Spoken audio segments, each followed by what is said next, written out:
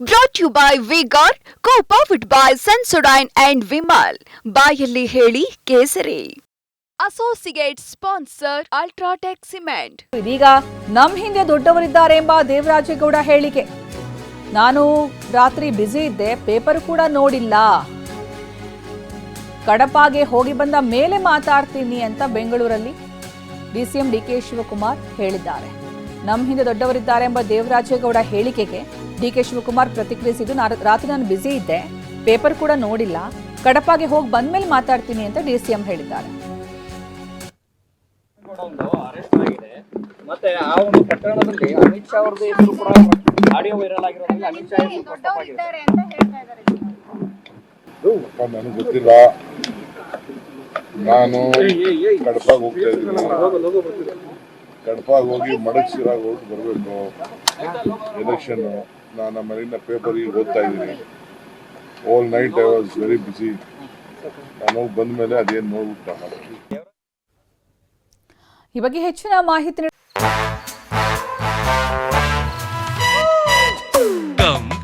Come, my love, please don't say no, baby. Come, my love. V-Guard ನ air coolers extra large cooling pad ನೊಂದಿಗೆ ಇದು ಎಂತೆಂಥವರನ್ನು cool ಆಗಿಸುತ್ತೆ. V-Guard air coolers, long lasting cooling. ಅದಕ್ಕೆ ನಮ್ಮ ಪ್ರತಿನಿಧಿ ಮಂಜುನಾಥ್ ಈಗ ನಮ್ಮ ಜೊತೆಗೆ ನೇರ ಸಂಪರ್ಕದಲ್ಲಿದ್ದಾರೆ. ಮಂಜುನಾಥ್, ಇಲ್ಲಿ ದೇವರಾಜೇಗೌಡ ಆರಂಭದಲ್ಲಿ ಸಾಕಷ್ಟು ಸುದ್ದಿ ಆಗಿದ್ರು, ಅದಾದ ನಂತರ ಈಗ ಅವರೇ ತಗ್ಲಾಕೊಂಡಿರುವಂತಹ ರೀತಿ ಕೂಡ ರೋಚಕವಾಗಿದೆ. ಜೊತೆಗೆ ಅವರೊಂದು ಹೇಳಿಕೆ, ನಮ್ಮ ಹಿಂದೆ ದೊಡ್ಡವರಿದ್ದಾರೆ ಅನ್ನುವಂತಹ ಹೇಳಿಕೆ, ಇದೆಲ್ಲವೂ ಈಗ ಒಟ್ಟಾರೆ ನೋಡೋದಾದ್ರೆ ಈ ಪ್ರಕರಣದಲ್ಲಿ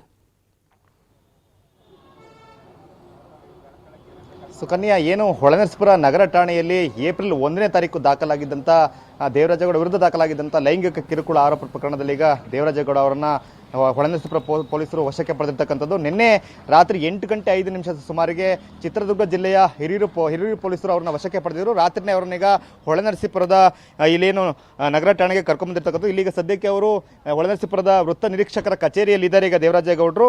ಸುಕನ್ಯಾ, ಪ್ರಮುಖವಾಗಿ ಈಗ ಏನು ದೇವರಾಜೇಗೌಡರ ವಿರುದ್ಧ ಏಪ್ರಿಲ್ 1ನೇ ತಾರೀಕು ಸಂತ್ರಸ್ತ ಮಹಿಳೆ ದೂರನ್ನ ಕೊಟ್ಟಿರ್ತಾರೆ. ತಮ್ಮ ವಿರುದ್ಧ ಲೈಂಗಿಕ ದೌರ್ಜನ್ಯ ಆಗಿದೆ, ಹಾಗೆಯೇ ಕಿರುಕುಳ ಕೊಡಲಾಗಿದೆ, ಮತ್ತೆ ತಮ್ಮ ಇಚ್ಛೆಗೆ ವಿರುದ್ಧವಾಗಿ ಅವರ ವಿಡಿಯೋವನ್ನು ರೆಕಾರ್ಡ್ ಮಾಡ್ಕೊಂಡು ನೋಡಿದ್ದಾರೆ ಅಂತಕ್ಕಂಥ ಕೆಲವೊಂದು ಆರೋಪಗಳ ಮೇಲೆ ದೂರನ್ನು ಕೊಟ್ಟಿದ್ರು. ಸಂಬಂಧಪಟ್ಟ ಪ್ರಕರಣ ಕೂಡ ದಾಖಲಾಗಿತ್ತು. ಸೊ ಆದರೆ ನಿನ್ನೆ ಆ ಮಹಿಳೆಯ ಅಂದರೆ ಸಂತ್ರಸ್ತ ಮಹಿಳೆಯ ಮರು ಹೇಳಿಕೆಯನ್ನು ಹೊಳೆನರಸೀಪುರ ನಗರ ಪೊಲೀಸರು ದಾಖಲು ಮಾಡಿಕೊಂಡಿದ್ದಾರೆ. ಸೊ ಆ ಹೇಳಿಕೆ ಆಧಾರದಲ್ಲಿ ಈಗ ದೇವರಾಜೇಗೌಡ ವಿರುದ್ಧ ಅತ್ಯಾಚಾರ ಪ್ರಕರಣ ಕೂಡ ದಾಖಲಾಗಿದೆ ಅಂತಕ್ಕಂಥ ಮಾಹಿತಿ ಲಭ್ಯ ಆಗ್ತದೆ. ಈಗ ಅವರ ವಿಚಾರಣೆ ನಡೆಸಲಿಕ್ಕೂ ಕೂಡ ಹಿರಿಯ ಪೊಲೀಸ್ ಅಧಿಕಾರಿಗಳೀಗ ಇಲ್ಲಿ ಆರಕ್ಷಕ ವೃತ್ತ ನಿರೀಕ್ಷಕರ ಕಚೇರಿಗೆ ಬರ್ತಾ ಇದ್ದಾರೆ. ಈಗ ರಾತ್ರಿ ಅವ್ರನ್ನ ಕರ್ಕೊಂಡು ಬರಲಾಗಿದೆ. ಈಗ ಸದ್ಯಕ್ಕೆ ದೇವರಾಜೇಗೌಡರನ್ನ ಇದೇ ಏನು ಸಿಪಿಐ ಕಚೇರಿಯಲ್ಲಿ ಇರಿಸಲಾಗಿದೆ. ಅವರಿಗೆ ರೆಸ್ಟ್ ಅಲ್ಲಿದ್ದಾರೆ. 10:10 ಬಳಿಕ SP ಅವರು ಕೂಡ ಇಲ್ಲಿಗೆ ಸ್ಥಳಕ್ಕೆ ಆಗಮಿಸ್ತಾರೆ. ಬಂದ ನಂತರ ಅವ್ರನ್ನ ವಿಚಾರಣೆ ಮಾಡಲಾಗ್ತದೆ. ವಿಚಾರಣೆ ಮಾಡಿದ ಬಳಿಕ ಬಹುತೇಕ ಅತ್ಯಾಚಾರ ಆರೋಪ ಪ್ರಕರಣ ಕೂಡ ಈಗ ಅವರ ಮೇಲೆ ದಾಖಲಾಗಿರ್ತಕ್ಕಂಥ ಹಿನ್ನೆಲೆಯಲ್ಲಿ ಬಹುತೇಕ ಬಂಧನ ಆಗ್ತಕ್ಕಂಥದ್ದು ಬಹುತೇಕ ಫಿಕ್ಸ್ ಅಂತಕ್ಕಂಥದ್ದು ಇದೆ. ದೇವರಾಜೇಗೌಡ ಅವರು ಏನು ತಮ್ಮ ವಿರುದ್ಧ ಕೆಲವೊಂದು ಆರೋಪಗಳು ಕೇಳಿ ಬಂದಿತ್ತು. ಆರೋಪಗಳಿಗೆ ಸ್ಪಷ್ಟನೆ ನೀಡಲಿಕ್ಕೆ ಸುಮಾರು 30-35 ನಿಮಿಷಗಳ ಒಂದು ವಿಡಿಯೋ ಹೇಳಿಕೆಯನ್ನು ದಾಖಲು ಮಾಡಿರ್ತಾರೆ. ಅದನ್ನು ಗ್ರೂಪ್ಗಳಿಗೆ ಮಾಧ್ಯಮಗಳಿಗೆ ಶೇರ್ ಮಾಡ್ತಕ್ಕಂಥ ಬರದಲ್ಲಿ ಅವರು ವಾಟ್ಸಪ್ ಗ್ರೂಪ್ಗಳಿಗೆ ಶೇರ್ ಮಾಡಿದಾಗ ಅವರು ಕಂಪ್ಲೀಟ್ ಆಗಿ ಅವರ ಮೊಬೈಲ್ ಲೊಕೇಶನ್ ಕೂಡ ಪೊಲೀಸರು ಟ್ರೇಸ್ ಮಾಡ್ತಾ ಇರ್ತಾರೆ.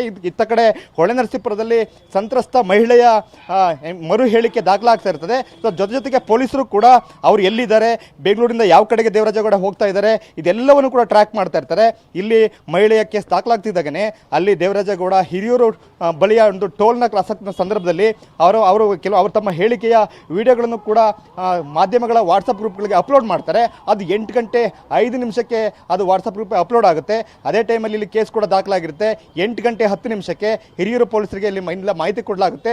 ದೇವರಾಜೇಗೌಡ ಅವರು ಬೆಂಗಳೂರಿಂದ ಚಿತ್ರದುರ್ಗ ಮಾರ್ಗವಾಗಿ ಬೇರೆ ಕಡೆಗೆ ಹೋಗ್ತಾ ಇದ್ದಾರೆ, ಅವ್ರನ್ನ ವಶಕ್ಕೆ ತೆಗೆದುಕೊಳ್ಬೇಕು ಅಂತೇಳಿ. ಸೊ ಆ ಮಾಹಿತಿ ಆಧಾರದಲ್ಲಿ ಹಿರಿಯೂರು ಪೊಲೀಸರನ್ನು ವಶಕ್ಕೆ ತೆಗೆದುಕೊಳ್ತಾರೆ. ತಕ್ಷಣ ಮಧ್ಯರಾತ್ರಿನೇ ಹೊಳೆನರಸೀಪುರ ಪೊಲೀಸರು ಹಿರಿಯೂರಿಗೆ ಹೋಗಿ ಅವ್ರನ್ನ ಬೆಳಗಿನ ಜಾವ 5:36 ಸುಮಾರಿಗೆ ಇಲ್ಲಿಗೆ ಕರ್ಕೊಂಡು ಬಂದಿದ್ದಾರೆ. ಸದ್ಯಕ್ಕೀಗ ದೇವರಾಜೇಗೌಡ ಅವರು ಇಲ್ಲಿ ರೆಸ್ಟಲ್ಲಿದ್ದಾರೆ. ಸೊ ಇಲ್ಲಿ ಅಧಿಕಾರಿಗಳು ಬಂದು ಅವ್ರನ್ನ ವಿಚಾರಣೆಗೆ ಒಳಪಡಿಸ್ತಾರೆ. ಯಾಕೆಂತ ಹೇಳಿದ್ರೆ ಸಂತ್ರಸ್ತ ಮಹಿಳೆ ಸಾಕಷ್ಟು ಆರೋಪಗಳನ್ನು ಅವ್ರ ಮೇಲೆ ಮಾಡಿದ್ದಾರೆ. ಅಂದರೆ ಏಪ್ರಿಲ್ 1ನೇ ತಾರೀಕು ಕೊಟ್ಟಂಥ ದೂರಿನಲ್ಲಿ ಲೈಂಗಿಕ ಕಿರುಕುಳ, ಬೆದರಿಕೆ, ಮತ್ತೆ ಮನೆಗೆ ಅಕ್ರಮ ಪ್ರವೇಶ ಮಾಡಿ ಅಲ್ಲಿ ಕೂಡ ಲೈಂಗಿಕ ಕಿರುಕುಳ, ಈ ರೀತಿಯಾಗಿ ಸಾಕಷ್ಟು ಆರೋಪಗಳನ್ನು ಮಾಡಿದ್ದಾರೆ. ಮತ್ತೆ ನಿನ್ನೆಯ ಮರು ಹೇಳಿಕೆಯಲ್ಲಿ ದೇವರಾಜೇಗೌಡ ವಿರುದ್ಧ ಅದೇ ಸಂತ್ರಸ್ತ ಮಹಿಳೆ ಅತ್ಯಾಚಾರ ಆರೋಪನ ಹೇಳಿಕೆಯನ್ನು ಕೊಟ್ಟು ದೂರನ್ನ ಮರು ಹೇಳಿಕೆಯಲ್ಲಿ ತಮ್ಮ ದೂರನ್ನ ನೀಡಿದ್ದಾರೆ. ಹಾಗಾಗಿ ಈಗ ದೇವರಾಜೇಗೌಡರನ್ನ ವಶಕ್ಕೆ ಪಡೆಯಲಾಗಿದೆ. ಬಹುತೇಕ ಅವರನ್ನು ಬಂಧಿಸ್ತಾರೆ. ಮತ್ತೆ ಸಂಜೆ ವೇಳೆಗೆ ಅವರ ನ್ಯಾಯಾಧೀಶರ ಮುಂದೆ ಹಾಜರುಪಡಿಸತಕ್ಕಂಥ ಸಾಧ್ಯತೆ ಇದೆ. ಸುಕನ್ಯಾ, ಧನ್ಯವಾದ ಮಂಜುನಾಥ್.